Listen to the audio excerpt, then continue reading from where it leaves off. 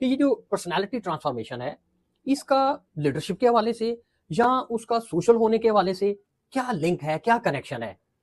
Basically आप अपनी life में कहीं ना कहीं लीड तो कर रहे होते हैं। आप उसको सोशल लाइफ या प्रोफेशनल लाइफ से हट के, आप उसको प्रोफेशनल लाइफ से हट के, आप उसको एक डोमेस्टिक लाइफ में भी अप्लाई कर सकते हैं। ठीक है, डोमेस्टिक लाइफ में अगर हम प्रोफेशनली उसको नहीं देख रहे तो हम डोमेस्टिक लेवल पे भी लीड तो कर रहे हैं।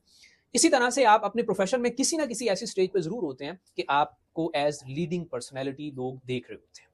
तो उसमें अगर आप अच्छे तरीके से अपनी लीडरशिप क्वालिटीज को यूटिलाइज नहीं करते, आपकी जो लीडरशिप क्वालिटीज हैं या वो इतनी वेल डेवलप नहीं है, तो डेफिनेटली आप उस रोल को अच्छे तरीके से कभी नहीं निभा सकते।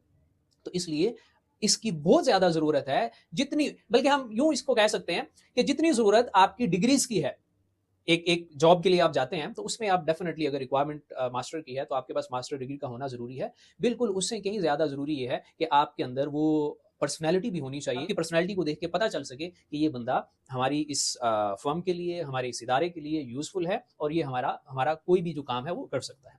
सो पर्सनैलिटी डेवलपमेंट में आपने बेसिकली अपने आप को बेहतर करना होता है और उसके लिए बहुत बेसिक लेवल से आपने काम करना होता है और बड़ा सिंपल वे में आपने खुद के साथ मुखलिस होना होता है।